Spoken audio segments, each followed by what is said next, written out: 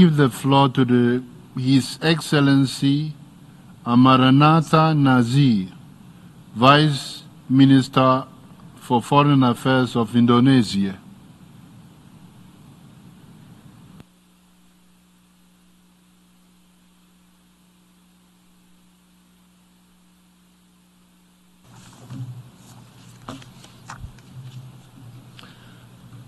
Mr. President, in the morning of November 20th, before the veto at the Security Council, the death toll in Gaza was 43,253 people. This morning, it reached 44,532 people.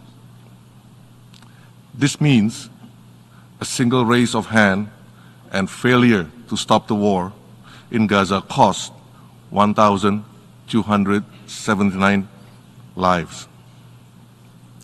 Every second the war continues, innocent civilians perish, most of them women and children.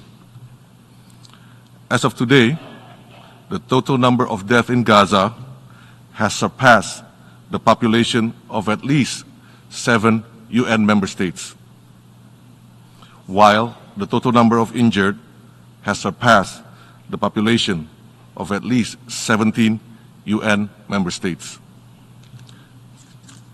If actions equivalent to wiping out the whole population of a country is not genocide, please tell me what is. Mr. President, killing innocent civilians can never be justified. If a group designated as a terrorist organization for killing around 1,200 people in one day, what do we designate a country that has killed 44,532 people and counting? Since the war in Gaza began, 8 draft Security Council resolution on Palestine has been vetoed. And while the Council has passed 4 resolutions, none of them, and I repeat, none of them, have been implemented. If this does not reflect the Council impotence, tell me what is. Furthermore, since the war on the Palestinians in Gaza started, the General Assembly has held 5 emergency special sessions. The ICJ delivered 1 advisory opinion, 3 provisional measures, and the ICC issued arrest warrants. Yet, despite the clear conscience of the vast majority of nations, a powerful few chooses to continue to ignore humanity, ignore the dignity of life, and ignore international rule of law. Double standards has given Israel the license to kill. Double standard is unraveling the multilateral system. Many are now saying we are entering the age of the collapse of the international rule of law, the collapse of the international order, the very order designed by the powerful countries who are no longer committed to upholding them. We, the majority nations with conscience, must therefore rise to protect humanity, protect the value of life, and the suffering of innocent civilians in Gaza. It is no longer enough to call for immediate, unconditional, and permanent ceasefire as a way to end the atrocity faced by Palestinians in Gaza. Countries with conscience and capacities must act and take concrete action.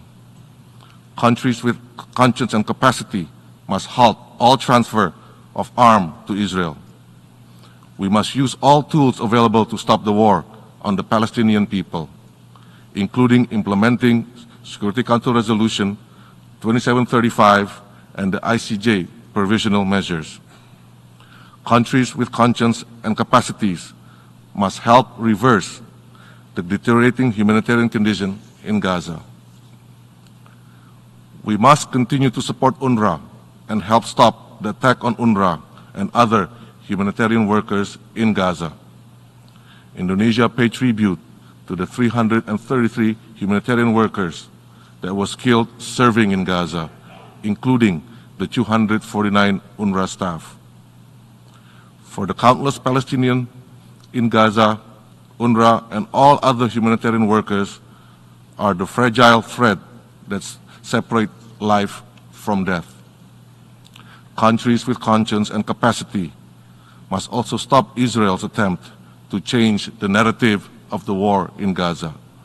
Plain and simple, Israel's action to eliminate UNRWA is an attempt to eliminate Palestinian refugees, to eliminate Palestinians. Mr. President, the two-state solution is the only pathway to bring peace to Israel and Palestine. We must therefore safeguard the two-state solution. All states with conscience should therefore give unconditional recognition to the state of Palestine. We must also work for the immediate convening of the International Peace Conference as mandated by Resolution ES 10/24. This way, we begin the process to give life to realizing the two-state solution.